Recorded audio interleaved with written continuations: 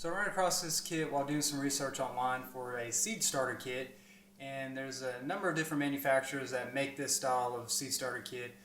Koram was just one that I found on Amazon. So this video is to really just show you this product and this seed starter kit. There's a lot of videos out there on planting your own seeds and starting your seeds indoor, and so I'm not really going to be going into the details of that, but mostly just this product and what it is and some of the things I like and some of the things I don't like. What you get when you purchase this kit from Koram, it has a 3-year warranty as indicated on the card.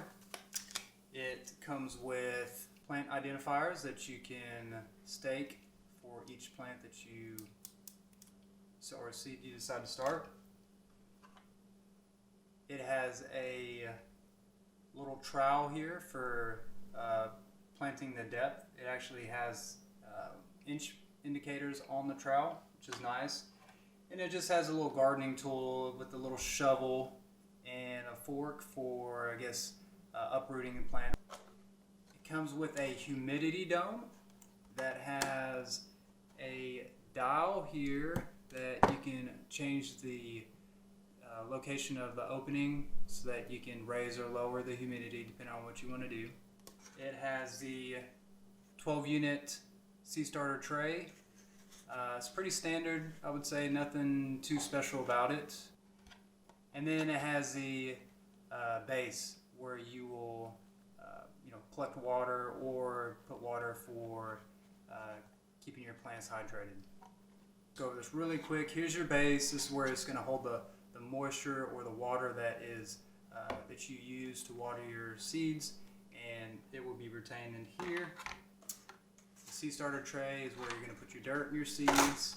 That goes together, and then your humidity dome goes right on top. And it's a fairly snug fit, and it does have little indentions here to kind of latch, but it's, as you can see, it doesn't hold the best. Materials that this is made out of, obviously it's all plastic, and I just wanted to give you a quick look on the durability of each unit and what I kind of thought. So the humidity dome is fairly rigid. I would say it would hold a decent amount of weight on top, so I could potentially see where you might stack these just for a storage purpose. Also, the humidity dial on it is a little bit hard to move, but it works, and probably with time will work better as it's moved around and maybe some moisture gets in there. And I think overall it's a good lid. Do I think it's going to last forever? I don't, but most plastic products don't, and I think using it indoor it will have a longer life. Here's the actual cell tray, and I don't have a lot of experience with cell trays, but looking at this one, it's fairly standard. It has the holes in the bottom, and the actual dimensions are online. I think they're 1.5 inches by 1.5 inches by 2 inch deep, and I believe that's pretty standard for cell trays. This one's got some flex and bend to it, and the bottom is fairly rigid. There are, some imperfections in manufacturing. And going to the base, I would say the plastic is much thicker for the base, and it is not nearly as flexible as you can see, and that's probably a good thing because it's going to be holding all the tray with the dirt and then the moisture in there, so it's probably a decent amount of weight that's going to be sitting on this thing. And I'm fairly satisfied on the thickness of this and the rigidity. You can tell there's some reinforcement in the plastic that was done on the bottom. What the unit looks like when you receive it in the mail and what all you'll be getting.